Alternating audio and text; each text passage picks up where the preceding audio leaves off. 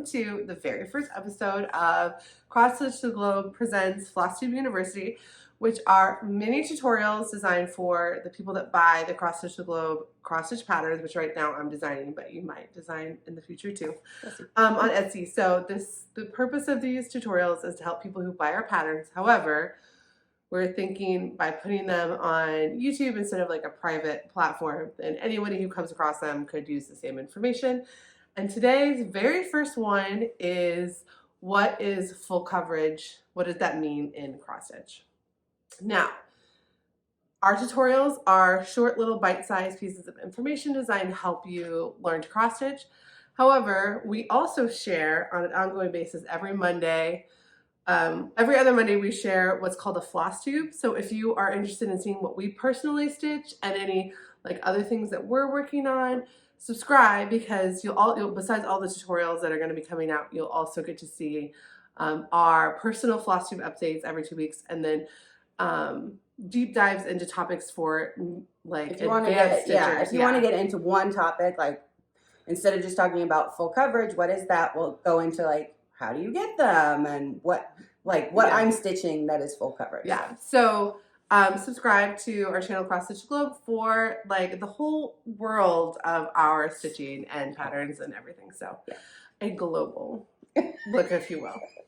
But anyway, so this is our very first mini cross stitch tutorial. So we're probably feeling a little loosey-goosey. A little bit. But it's an easy topic. So basically it is, what is full coverage in cross stitch? So you may have heard, if you bought one of my patterns, then you have bought something that's called a full coverage cross stitch piece. And if you came to us from another way, you might be wondering, what is full coverage? And Allison, what is full coverage? As a full coverage cross stitcher, not only, but I started out doing all full coverage and all of my own charts. Like I designed all of my own charts. So a full coverage means that you're stitching in the stitched area in the pattern. It's every single box. Every single box is a cross stitch. So there are some patterns out there, there will be no symbols some places, so you don't stitch that and you actually see the fabric. But in full coverage, you do not see any part of the fabric unless you want like the border showing. Every single space is cross stitch. And this is one of my patterns. This is called Arches National Park. You can see how from this edge to this edge and all the way up, there is no blank space. This is stitched on white Aida, and the white you see is actually white stitched floss on the Aida. There is no place where the fabric underneath is showing through. No peeking, nothing, the whole thing. And that is different than, there's a couple other styles of cross stitch, which we both started as full coverage. She started as full coverage years ago, and then I started as full coverage last year because we both started out by designing our own designs. There are other kinds of cross stitch. This is a sampler, and you can see that the fabric underneath, this is a linen, is showing through. This is not full coverage. You can see the fabric going through, whereas on a full coverage, the stitches fully cover the stitched area. Let me show this. Yeah. So like, that's why like we chose different colored. Usually on full coverage, I just go with a white basic whatever I have because it doesn't show. But if if there's a lot of spaces that isn't stitched, you can get different colors. And you'll know that you'll be able to. And the fabric you pick will be more a part of the design, whereas in full coverage you can't see it. Right. And then bring that back up. This is a sampler, and you can see that there are places in it that are covered fully. And then this is just a beautiful design. This is by Satsuma Street. This is by Modern Folk Embroidery. But you can see within the design, these birds are full coverage. So there are some places, there's some advantages to stitching in full coverage in terms of like how you actually stitch is sometimes a little bit easier.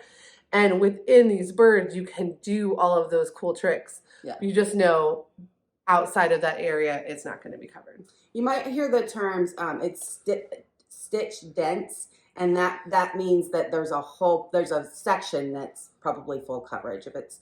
That's what they mean when they say stitch dense. And within like samplers and stuff, you'll find motifs, like a lot of times the big houses that are full coverage within a piece that's not. But if it's not full coverage, you want to pay way more attention to the look of the fabric. Mm-hmm. And then also there are changes for like how you can actually stitch in terms of like, can you travel your threads behind it? And that's the topic we'll cover on another day. Do you want to pull up your other example of? Okay. So this is one I charted myself that is full coverage. And yeah, it's and this my husband and me and our wedding flowers. So and a lot of times, so if you start out cross stitch designing based on drawings, those a lot of times will not be full coverage. But if you, a lot of people who start charting cross stitch will start by converting photos. Like this is a converted photo. This, I'm a travel photographer. All of my patterns are converted professional travel photography. Those will often be full coverage because the pattern makers, you're just converting a photo. They don't just taking it into the whole thing into it, and it's every pixel turns into a cross stitch. And you can choose if you want to not stitch areas. Like you could choose to not stitch the sky and do it instead on a blue Aida, but that would be a choice you would make. Now, obviously, if you buy a pattern from our Etsy store, that's going to be a full coverage piece. But there are other companies that are famous for their full coverage pieces. And what are some of the ones that you? So I think the names that you hear the most often if you watch Flosstube or if you're looking through tutorials, it's usually Heaven and Earth Designs is a famously huge full coverage charter, and so they have, and I don't know if, can you show some of their so I'll link to their website. They cover they have giant charts. Sometimes they can get really big. They can also be like tons of colors. They separate.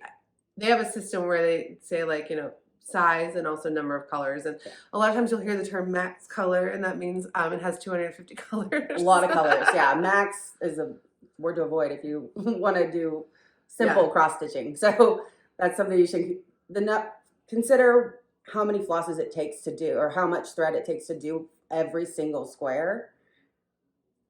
Yeah, that's something to consider, because the difference between like just a little motif and the whole piece of fabric. It's a lot of colors. Some other companies, Pain Free Crafts, I hear about them more in terms of British stitchers, but I don't know why that is, because I don't know. Carolyn Manning, a lot of her like quilt pieces are full coverage.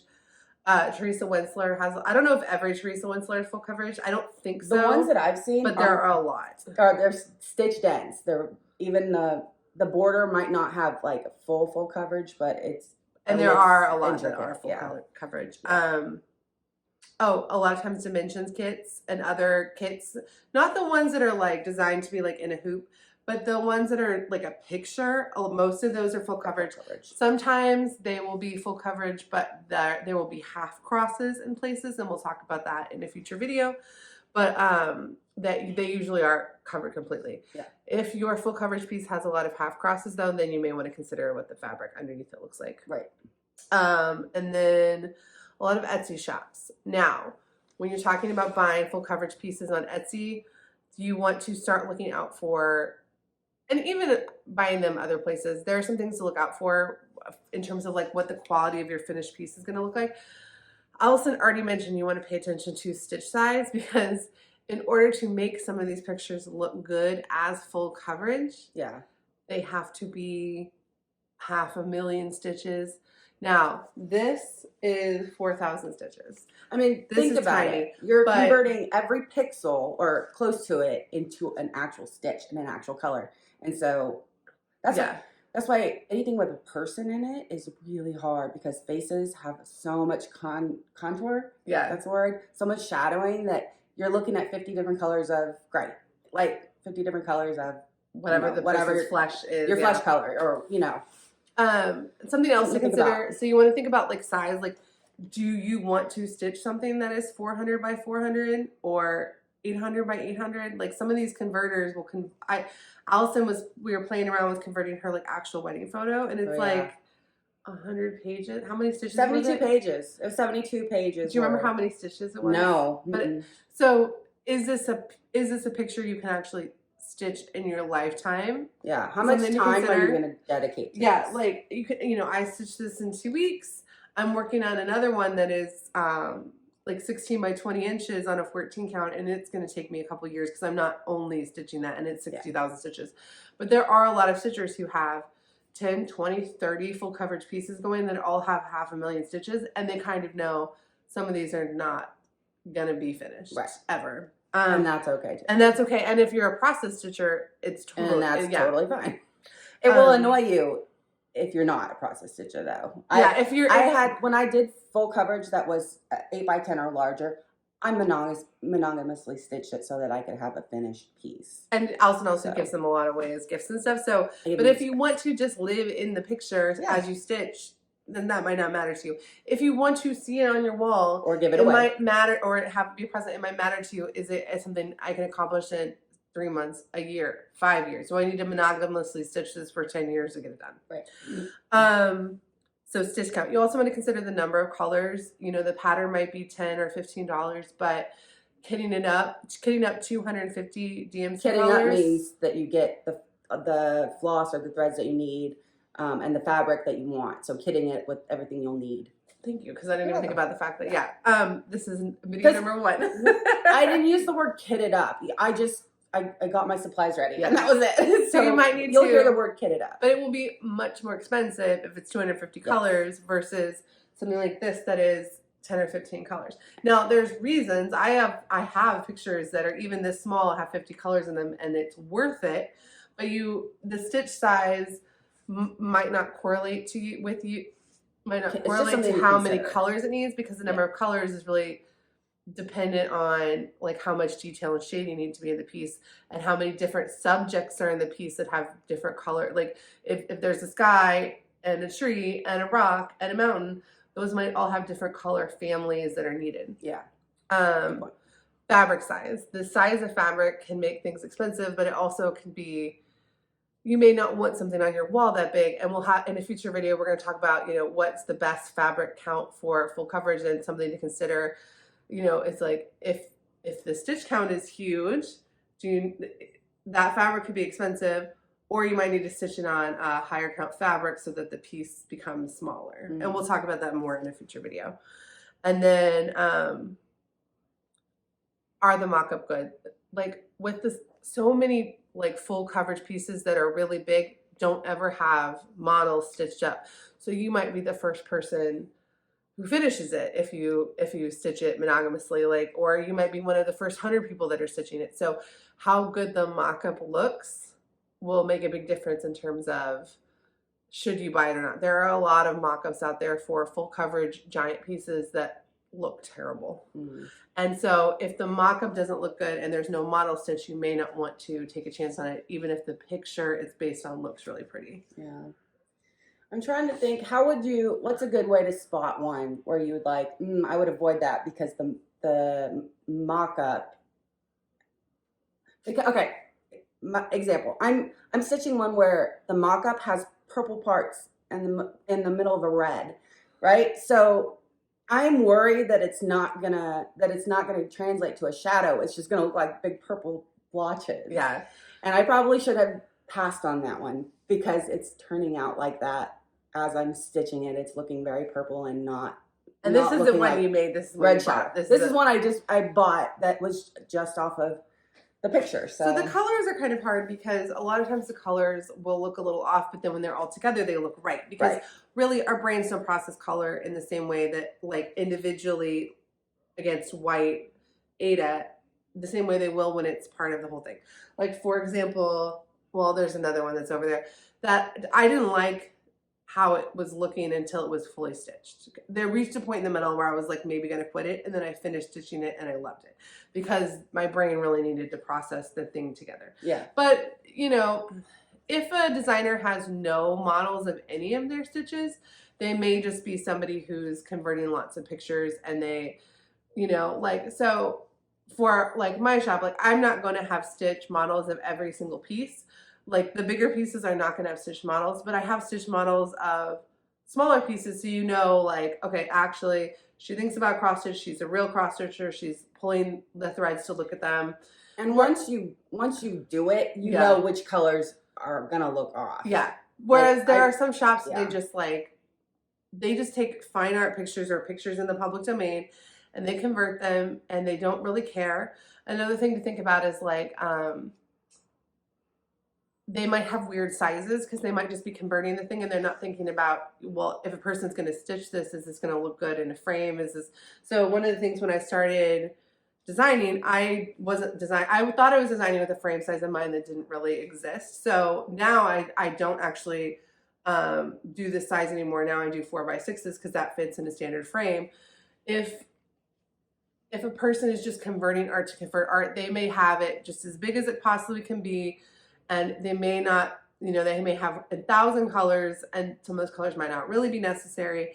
And they also might have it be a super weird size that isn't going to be something, like it might cost $500 to frame it.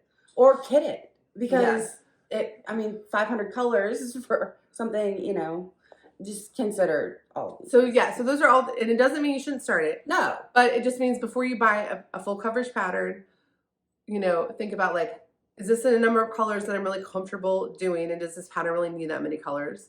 And if it has that many colors, confetti, I don't know. The word confetti means you only have one stitch or a couple stitches in the area that you're working on with that color. Do you know how many times you're going to have to switch if your full coverage is this big but really has like 500 different colors in it? And it may be, and if that's your thing, sometimes cool.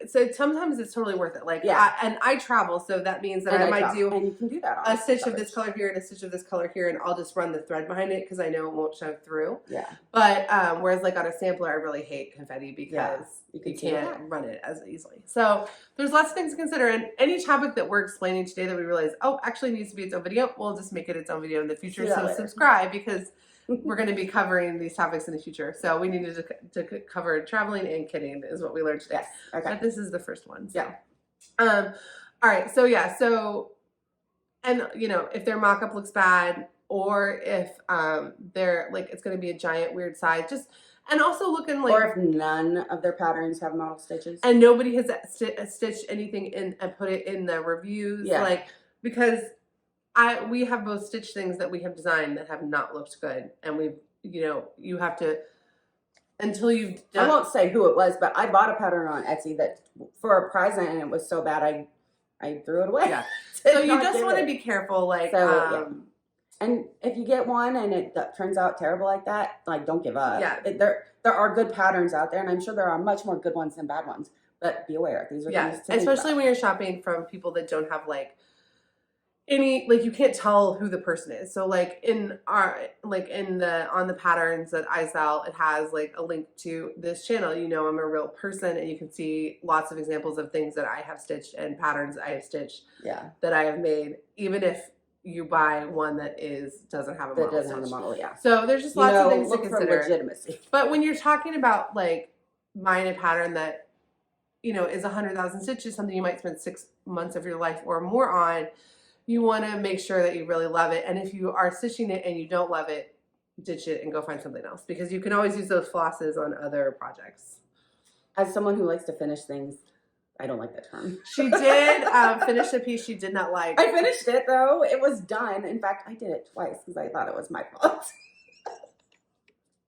But anyway, they were both bad. That is an introduction to full coverage cross stitch, and just a little bit about like what it is and what to look out for. And if you purchase one of my patterns, thank you so much. I would love to see your stitch progress, and subscribe to the channel for more tutorials. And then also check out our Monday videos, which is where we show our personal what we're stitching on, and then also dive deep into like advanced topics. So. All right. Thank you guys so much. Thanks. Bye. Bye.